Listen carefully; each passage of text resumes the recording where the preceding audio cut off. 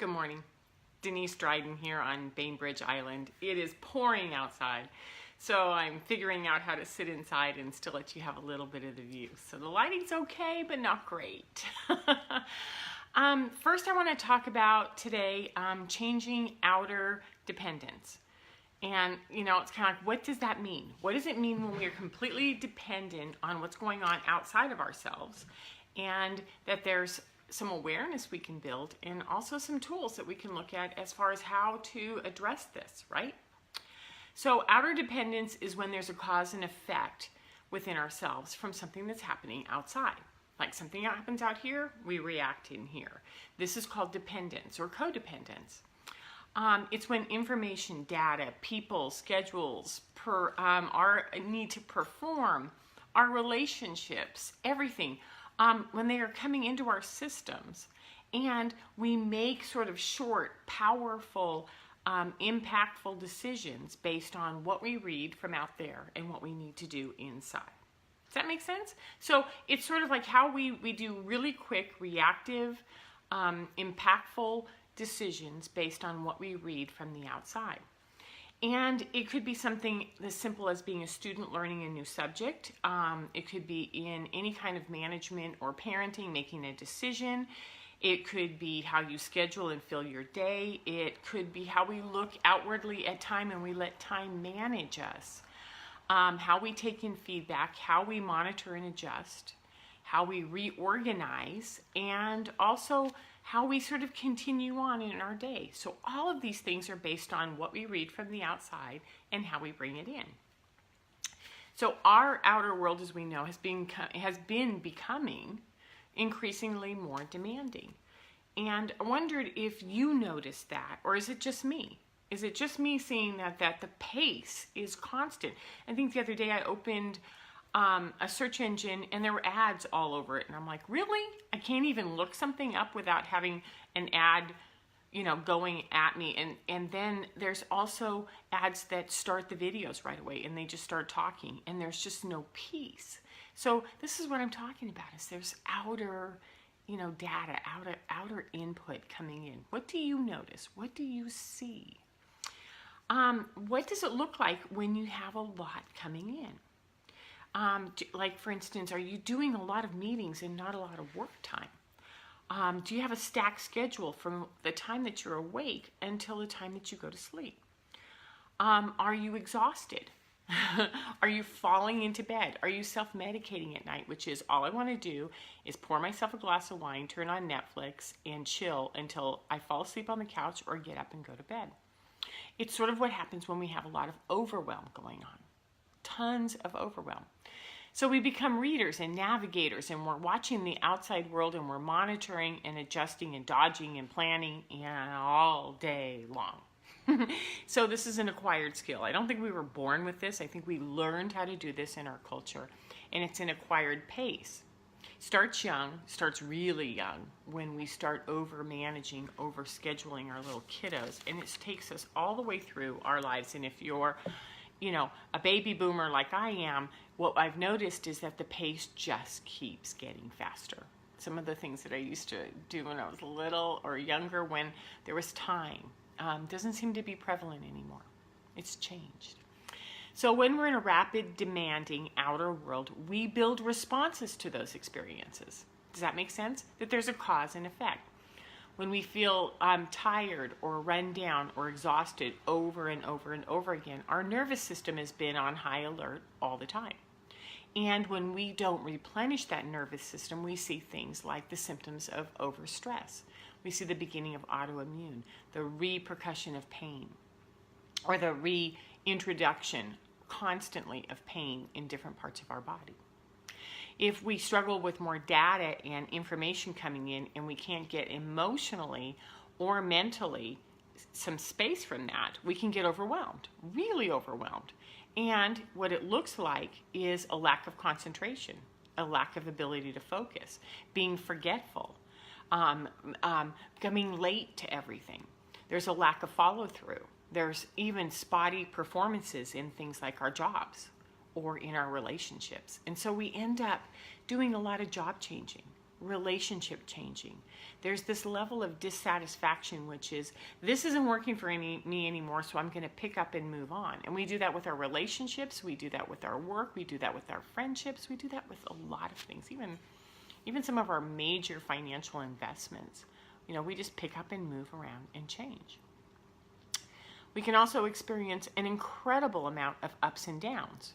So this is where that sort of exhilaration of success takes over, and this alignment with, this is who I am. This is who I am when I'm in resonance. And then there's also this depressive energy, which is when we're off, when we're out of resonance, when we're in dissonance. So we can choose to respond to all of this stuff coming from the outside in shallow, multiple participations, where there's no real depth, and we're keeping people back, and we're distancing ourselves, and we're isolating, and we're also highly reactive. So these are all sort of things that happen when there's so much going on the outside, and we don't know how to manage that. So we can also choose, this is another thing I thought that came up, we can choose to focus on a specialized area of attention and just check out on the rest of the world and do that. And we've seen that with kids with video games. We've seen that with our phones. We've seen that on social media. We've seen that in how we manage our children. We've seen this in what other areas? What do you notice? Where do you see that it's too hard to do a lot of things, so you just hyper-focus on one or two and you go right after it? So this is sort of that push away, pull in. Push, pull. Ugh, I don't need this. I don't want this in my life. And I don't know what to do when I'm not active and everyone else is doing something all around me. And it's sort of like that borderline-y kind of push, pull, push, pull, push, pull. And this is crazy making. Let's be really clear. This is really hard on our energetic system, to be in that push, pull, and reactive and responsive all the time to what's going on outside. So when you add to that we have personal challenges, whether it's health issues, whether it's marital issues, whether it's a child that's struggling severely in school, or we have all these national challenges where every time you turn on the news, you're just like, oh my gosh, look at this. Here goes another something that's just going to keep pushing on me that I have to deal with. So what happens is we get triggered, we get restless, we get overwhelmed, we get really unhappy. So have I drawn a picture for you of what sort of dependence on the outer world looks like? I hope so. Because this week I found a reading by Jennifer Hoffman on Spirit Library. And she was talking about emotional agreements. And if you want, I'll post this on the bottom of my Facebook Live. And you can access that and go over to my page and find that video. This week she talked about ways to address the energetic body and how it reacts to the outer world. Hence the topic. It was kind of like, this is a good article. I think I want to use this. She introduced the idea that everything within our energetic system are filters of energy, that emotions are filters of energy. And I thought, what does that really look like? How can I draw that out for you all so that you could see it? It's like there's these little magnets inside of us, little dots that are all over our body that are related to things that have happened to us, things that we know, the experiences that we have. And it means that we've been asked for decades to address them. Decades. And I think of some of the concepts and some of the marketing strategies and some of the new trends that have been, in our awareness for 20, 30 years. It's time to slow down, go for the slower life, simplify, the introduction of mindfulness, this whole movement of let it go, just release it and let it go. Some of the work on vulnerability and addressing where you armor up. The introduction of community and collaboration, how to relax, how to breathe, how to restore. These are all messages that are telling us that we are being triggered by the outside and that there's something we can do. And if you're like me, I looked at all of those and I'm like, those are awesome ideas. I don't know what that means for me. I don't know how to internalize that and bring it in so that I can adapt to it, I can grow through it. I've been working on it. Anyone who knows me over the last 10 years knows that that's been sort of my passion, is how to make some deep, sustaining changes. But what if Jennifer really has her finger right on it? Which is that if we have memories, if we have issues, if we have pains, if we have hurts from this lifetime, and I'm going to put in there also from other lifetimes using karmic stuff, that these are deeply embedded in our bodies, and that they're in our energetic systems like little filters, like little attraction buttons. So when something goes on outside, have you ever noticed that something can happen and it has no bearing to you, you have no experience with it, and it just flows right by and you don't have any response? And then something will happen and you're like, shooing, no way. And you have that full triggered effect. That's when those little magnets are talking. That's when those little energy filters are just way on. They are reacting. They are telling you you've got something inside to deal with. So if there's a way we can neutralize that, what would it look like? What would it look like if we could neutralize those kinds of triggers? Could you change the way that you're dependent or codependent or trying to control the outer world so that you don't get triggered? Or can we remove those triggers?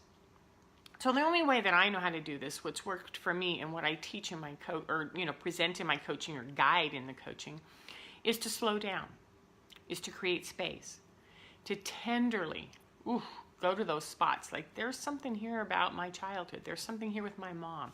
There's something here with my kids. There's something here with money. Okay? There's something here with leadership, political leadership. And then get some professionals or healers. Somebody who really knows how to go after those and say, how do we sort of gently nurture that out and pull it out and put it someplace else so it's not in us reacting. Remove the filter, right? And then fill it with love. Fill it with self-love. I like the self-love movement. It's just that if you're just putting love on something on top of it, you're covering it, but you're not really pulling it gently out and saying it's not mine, it doesn't belong here anymore. So watch the way that you could experience neutrality. And then with neutrality comes this concept of profound compassion, which is, oh, I know exactly how they feel. They might need some support right now. And that compassion is something that would be so wonderful to see sort of grow on our planet. Compassion for others instead of always dealing with what's happening inside. So this is how we change our inner landscape, our outer dependence.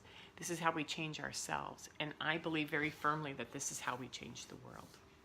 So my name is Denise Dryden. I have a coaching practice and you can find me on denisdrydencoaching.com. And if you want to talk, if you are curious about how we can sort of nurture out some of those trigger spots, I have some great exercises. I'm also have been on Facebook Live for about 3.5 years now, and I'm going to shift the live over to YouTube starting at the beginning of the year. So you will always be able to see these, just not live. You can switch over to YouTube, and then I'll post them on my Facebook page the way that I have in the past. So it's the beginning of December. I hope you enjoy this beautiful onset of winter, and get out there and have some fun and watch those triggers. Watch where they are and what happens. Have a good day. Take care. Bye-bye.